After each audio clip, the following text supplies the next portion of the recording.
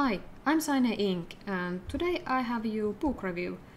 It's Artist Master Series Color and Light, published by 3D Total Publishing.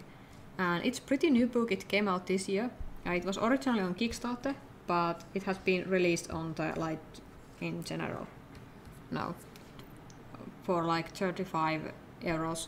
And it's around $14. You can get it cheaper if you look around. And this is really theory heavy book, and you can see it on the contents. There's color and there's light. Light is divided by four categories: light matte, specular, and transparency and combining materials. The book goes really in depth. It has really great examples on the topic it is speaking about. Then it has tutorials. 3 tutorials, and then there's gallery, which have different artists showing their work and talking about light and color in their work. Really great because you can get more like different views to the. For color theory, this one I used Munsell color theory, so it's really modern, 3D. It has like the 3D color wheel, and you have the hue, value and chroma. If you do digital art, this is really familiar to you because I think Photoshop is really quite equipped for using this kind of color scheme. It goes really in depth on the color, but there's one topic I was really interested to hear, and it was CMI versus RPI, which is talk about the primary colors. I personally don't believe in primary colors, but I know some artists get really heated up when this topic comes around, so it's one of the topics that is really under debate. But I always want to point out that when we are talking about theories, we are talking about theories what we know on the topic this day, and we may not know the whole image, and it's also often opinion of the one person. And even if they can be treated as the facts, they should be also thinking they are something that can be proved wrong when we got more information. The light area, it was more in depth than the color one, I think. And also light is something that affects to the color, and I find it a bit weird that they had the color first and then the light. I would personally put it other way around because a light really affects how the color looks. There's really high detail explanation. I really like that they have the images that are made digitally on the computer. They are really clear and easy to understand, and they really get the point. On this side they were really going into different color of light and really on the scientific side of it. This portion I really liked. They carried on with the same image and with the same example, and it was really easy to follow through. Even if it's really theory heavy book, they explain it well and they don't go into super scientific side. They keep it really well on the part that artists need to know and not like go on the physics. Then there was for the quite big topic on how it looks on the different times of day. And the first tutorial in the book is actually about same scene that is light differently during different times of the day. I really like it. This one, it was really a good way to like stitch everything together. But at the same time, even if they have really in-depth going on the lighting and the material, I was actually missing something. I was wanting to hear more in-depth, like they are talking about the skin, but something special like hair, they are not talking about that at all. Also self-illuminating object and really a special type of materials were not included. Then we have the tutorial site, which this one is the day by day by Jamila Knopf. I probably butchered that name, sorry. The tutorial goes really it's like start from the sketch, goes through how to color it and then how to apply different times of the day. And tutorial itself is really detailed. It has really great image captures from the, I believe this is Photoshop, and you can see the settings, what exactly they are, and I personally like this because it works so well when you can see exactly what is the color the artist is using. And also they have these little sample colors and palettes here. And the tutorial itself was really long, it was really detailed and really put whole thing in the book together. The other one was more dark scene and more like dramatic lighting.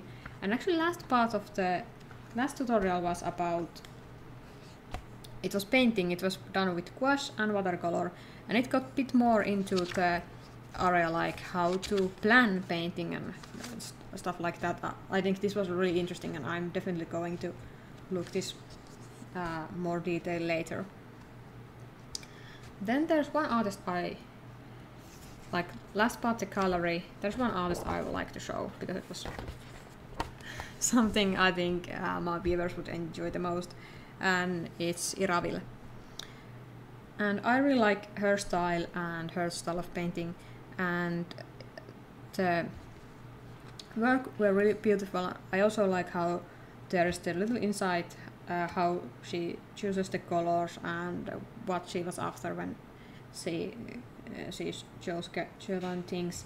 Like this mushroom painting was, I think it was really pretty, and I was really interested because they look like the mushrooms are illuminating itself.